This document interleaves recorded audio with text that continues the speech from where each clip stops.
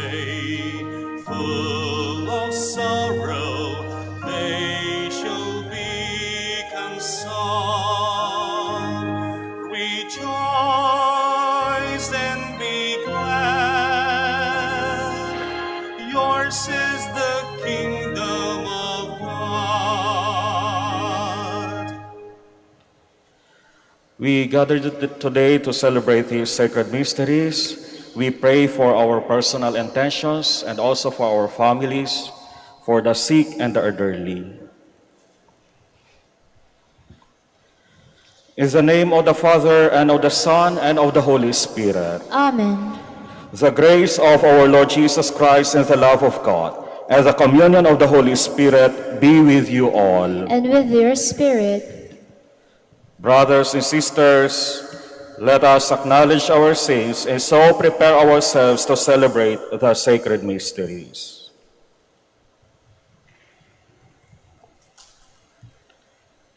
You are sent to heal the contrite of heart. Lord, have mercy. Lord, have mercy. You came to call sinners. Christ, have mercy. Christ, have mercy. You are seated at the right hand of the Father to intercede for us. Lord, have mercy. Lord, have mercy. May Almighty God have mercy on us, forgive us our sins, and bring us to everlasting life. Amen. Let us pray. Stir up the will of your faithful, we pray, O Lord, that striving more eagerly to bring your divine work to fruitful completion, they may receive in greater measure the healing remedies your kindness bestows. Through our Lord Jesus Christ, your Son, who lives and reigns with you in the unity of the Holy Spirit, God forever and ever. Amen. Please be seated.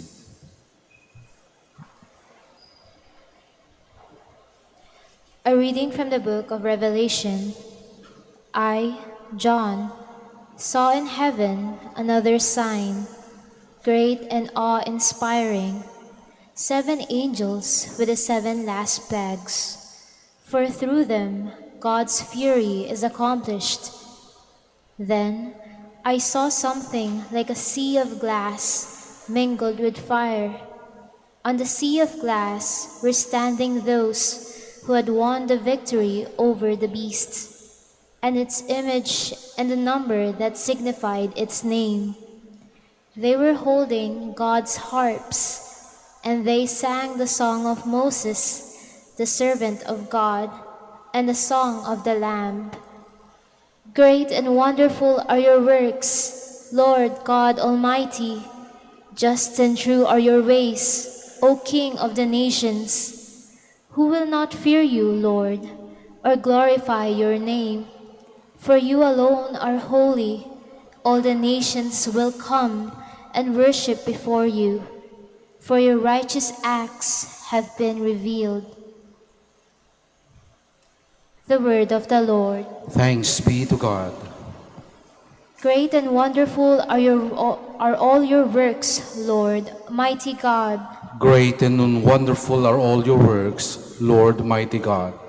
Sing to the Lord a new song, for he has done wondrous deeds. His right hand has won victory for him, his holy arm. Great and wonderful are all your works, Lord, mighty God. The Lord has made his salvation known, and the sight of the nations he has revealed his justice. He has remembered his kindness and his faithfulness toward the house of Israel. Great and wonderful are all your works, Lord, mighty God. Let the sea and what fills it resound, the world and those who dwell in it. Let the rivers clap their hands, the mountains shout with them for joy. Great and wonderful are all your works, Lord, mighty God. Before the Lord, for he comes to rule the earth. He will rule the world with justice and the peoples with equity. Great and wonderful are all your works, Lord, mighty God. Please stand. Alleluia, alleluia, alleluia. Remain faithful until death, and I will give you the crown of life. Alleluia, alleluia, alleluia.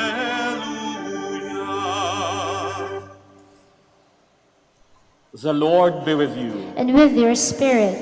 A reading from the Holy Gospel according to Luke. Glory to you, O Lord.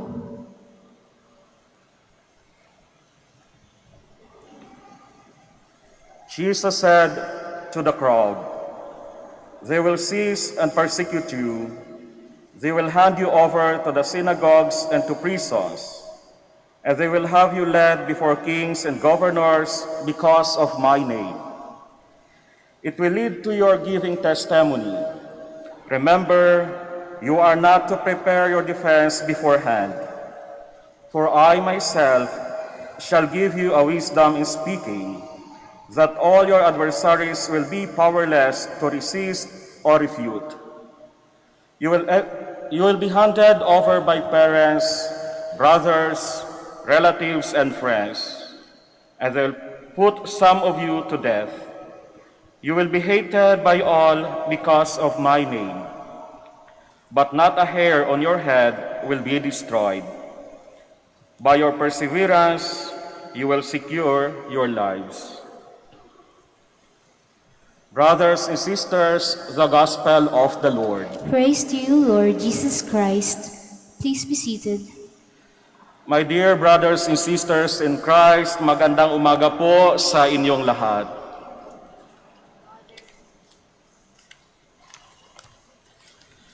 Someone said that God never promised us an easy journey in life, but only a safe arrival. Ito po ay totoo sa ating buhay bilang mga Kristiyano.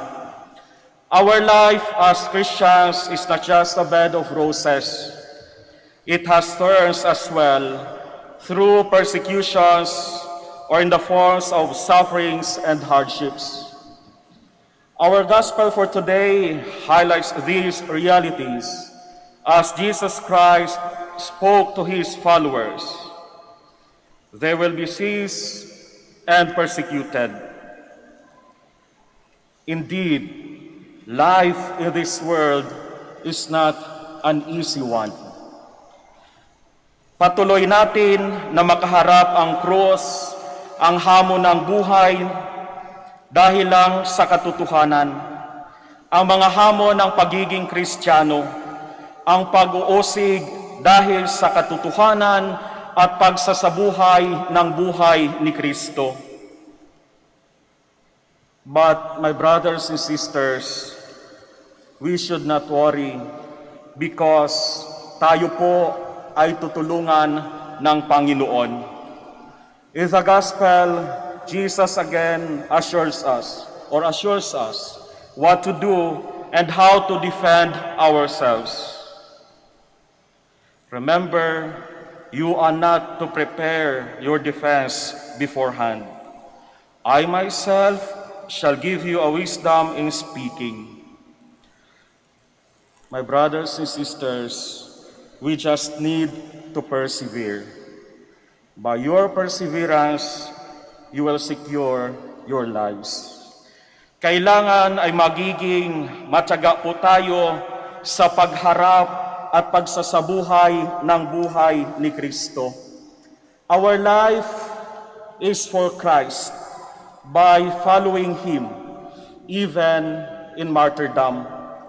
That is to become witnesses. Are we ready to shed everything, even our own blood? Saint Cyprian said, "When persecution comes, God's soldiers are put to the test." Sabi pa nga ni San Agustin, ang mga martir ay iginapos, ikinulong, hinagupit, hinampas, sinunog at kinatay. Pero hindi sila umatras. Sila ay dumami.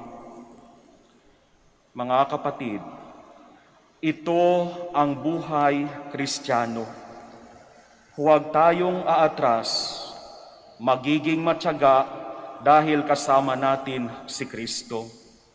At magiging tapat dahil ang Diyos ay tapat din sa atin.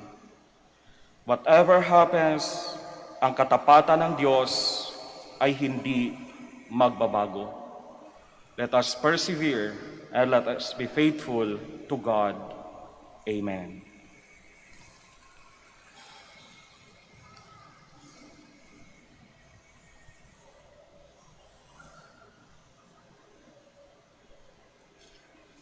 Please stand.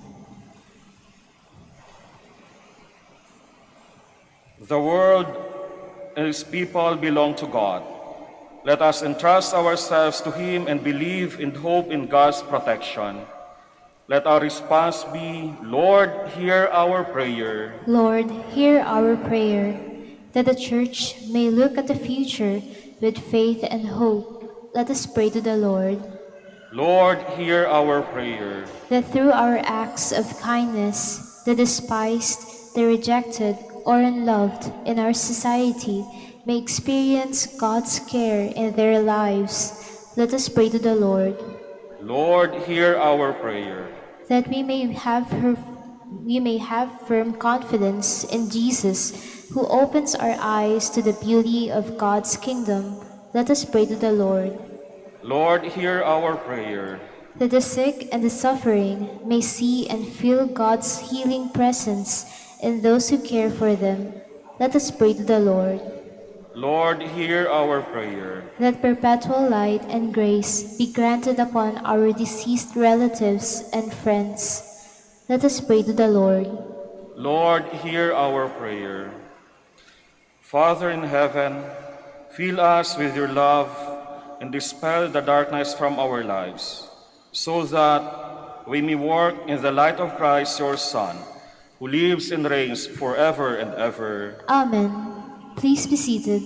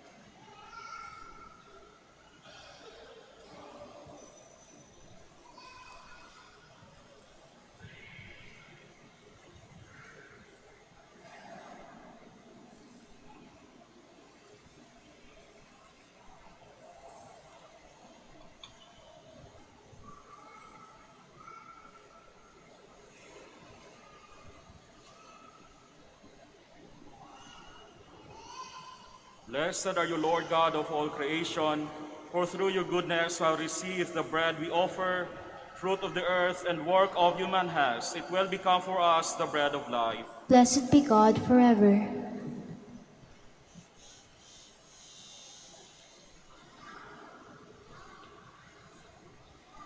Blessed are you, Lord God of all creation, for through your goodness we have received the wine we offer you, fruit of the vine and work of human hands. It will become our spiritual drink. Blessed be God forever.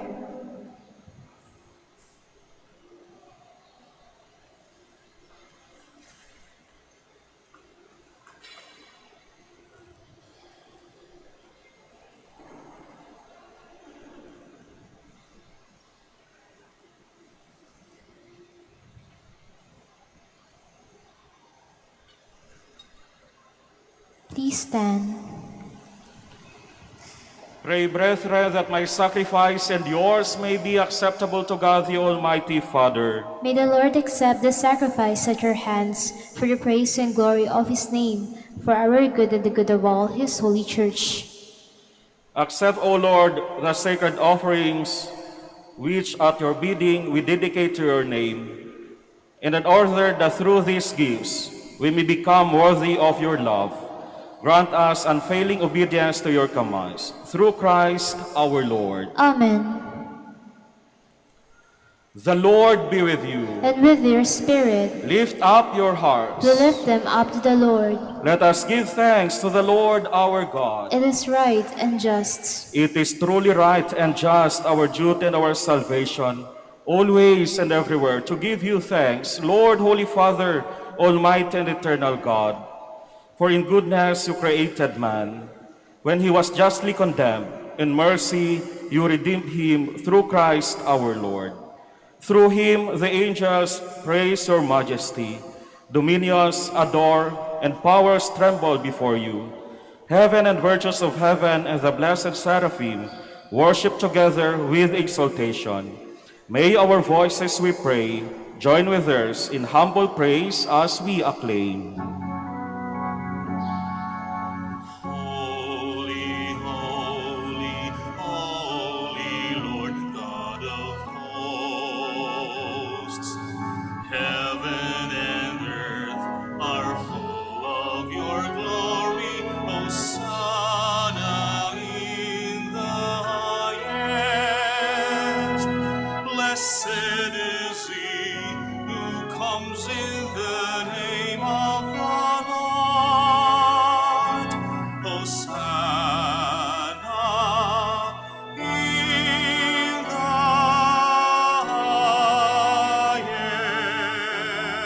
highest. Please kneel.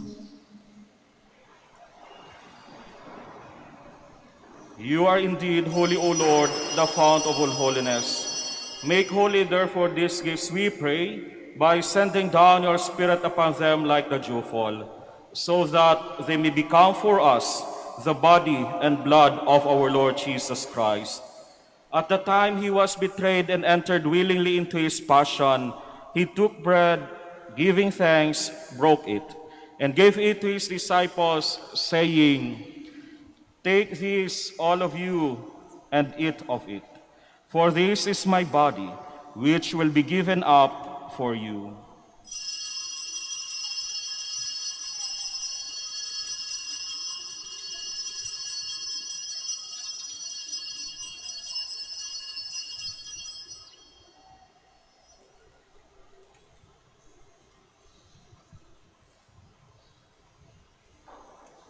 In a similar way, when supper was ended, he took the chalice and once more giving thanks, he gave it to his disciples, saying, "Take this, all of you, and drink from it. For this is the chalice of my blood, the blood of the new and eternal covenant, which will be poured out for you and for many, for the forgiveness of sins. Do this in memory of me."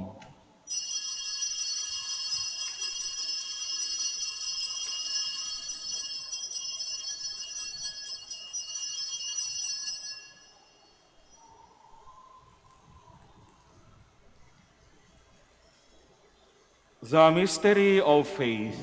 When we eat this bread and drink this cup, we proclaim your death, O Lord, until you come again. Therefore, as we celebrate the memorial of his death and resurrection, we offer you, Lord, the bread of life in the chalice of salvation, giving thanks that you have held us worthy to be in your presence and minister to you. Humbly we pray that partaking of the body and blood of Christ, we may be gathered into one by the Holy Spirit. Remember, Lord, your church spread throughout the world, and bring her to the fullness of charity, together with Francis, our Pope, and Socrates, our Bishop, and all the clergy. Remember also our brothers and sisters who have fallen asleep in the hope of the resurrection, and all have died in your mercy. Welcome them into the light of your face.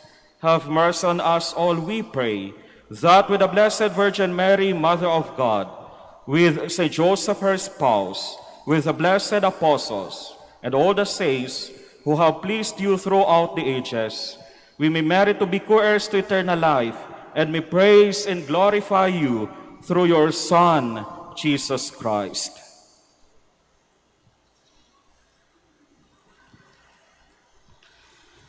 Through him, and with him, and in him, O God, Almighty Father, in the unity of the Holy Spirit, all glory and honor is yours forever and ever. Amen. Please stand.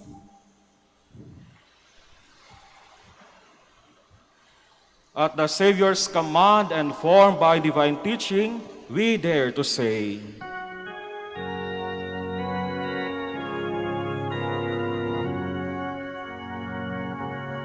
Ama namin, sumasalangit ka, sambahin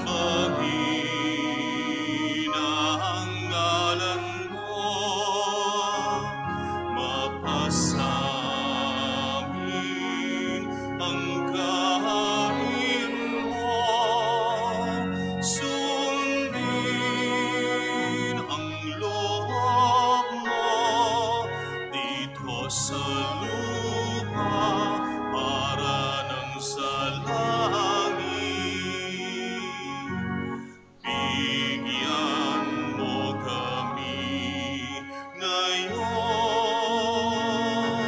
ng aming kakanin sa araw-araw.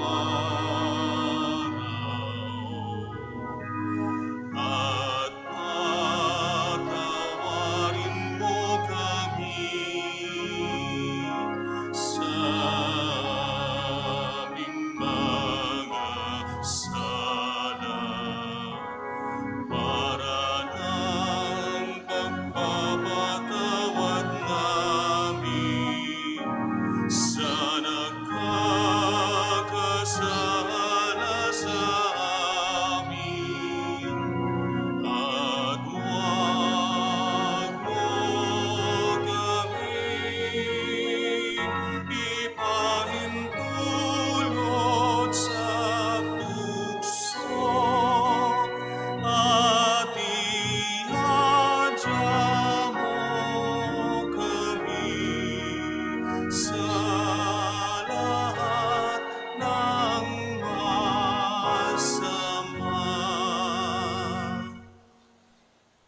Deliver us, Lord, we pray, from every evil.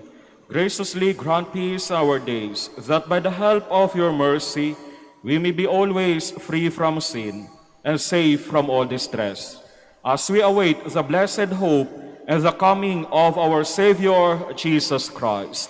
For the kingdom, the power, and the glory are yours, now and forever. Lord Jesus Christ, who said to your apostles, "Peace I leave you, my peace I give you," look not on our sins, but on the faith of your church, and graciously grant her peace and unity in accordance with your will, who live and reign forever and ever. Amen. The peace of the Lord be with you always. And with your spirit. Brothers and sisters, let us offer each other the sign of peace. Peace be with you.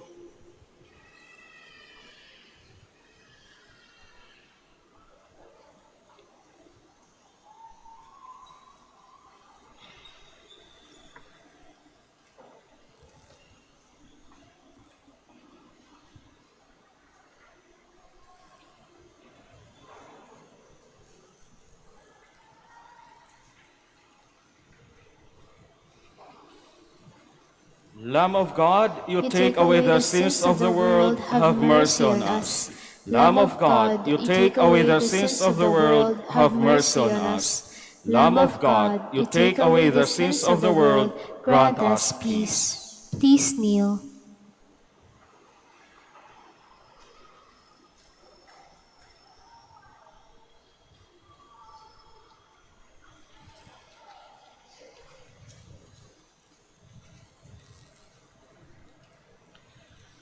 Brothers and sisters, this is Jesus.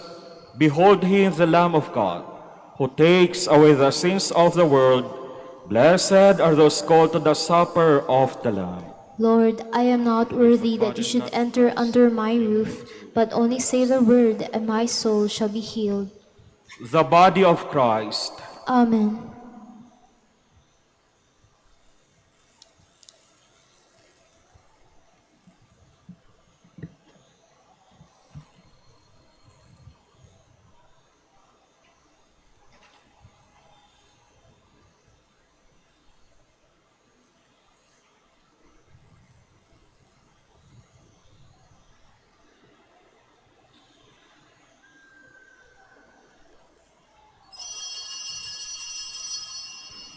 Paalala po sa lahat, sa inyong pagtanggap ng communion, bago humarap sa magbibigay ng communion, pakibaba na po ang face mask. Kapag sinabi sa inyo, Body of Christ, tanggapin na inyong dalawang kamay ang hostia at sumagot ng Amen at isubo na agad ang hostia. Huwag po ninyo isubo habang naglalakad at lalong huwag dalhin sa upuan ang hostia upang maiwasan po ang pagkahulog nito. Salamat po.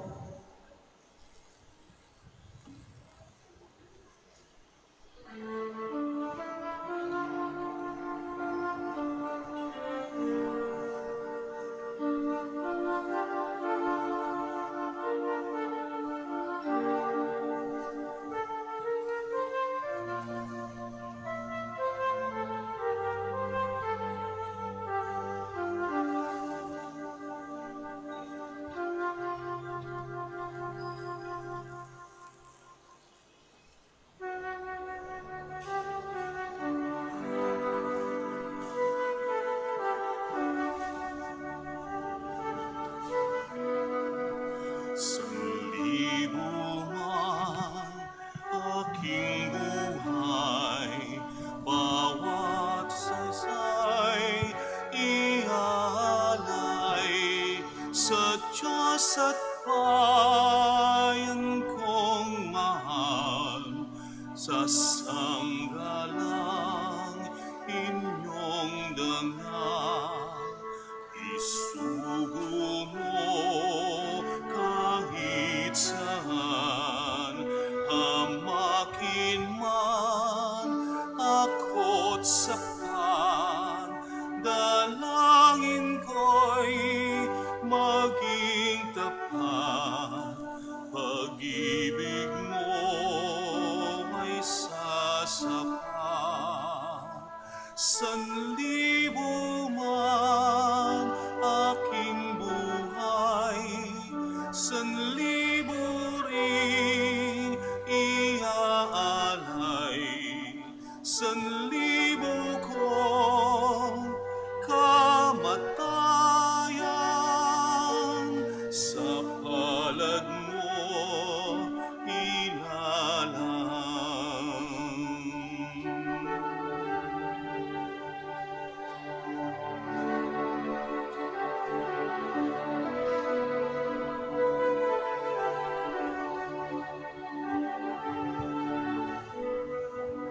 Sanlibo man aking buhay, bawat isa'y iaalay, sa Diyos at bayan kong mahal, sa sanggalang inyong dangal.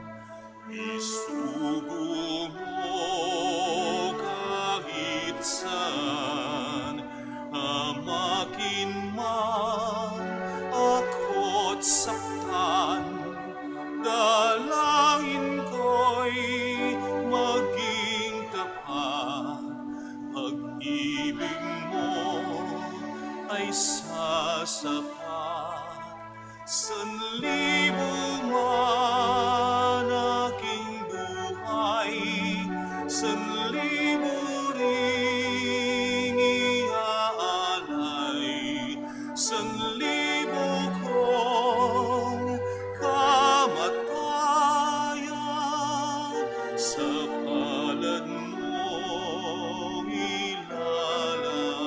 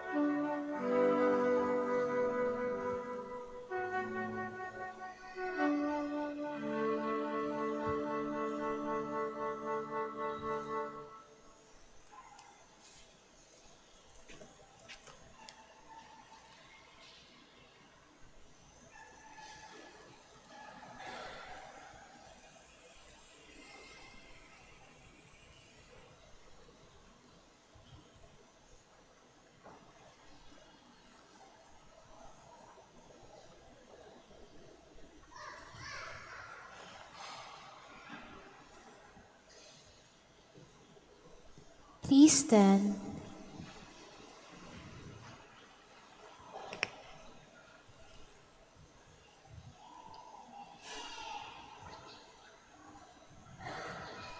Let us pray. We pray, Almighty God, that those to whom you give the joy of participating in divine mysteries may never be parted from you, through Christ our Lord. Amen. Prayer for the blessing of the sick. God our Father, by your blessing, you give us strength and support in our frailty. Turn with kindness toward our sick brothers and sisters, free them from all illness, and restore them to good health. Through the intercession of Our Lady of the Rosary of Manaoag, so that in the sure knowledge of your goodness, they will gratefully bless your holy name. We ask this through Christ our Lord. Amen.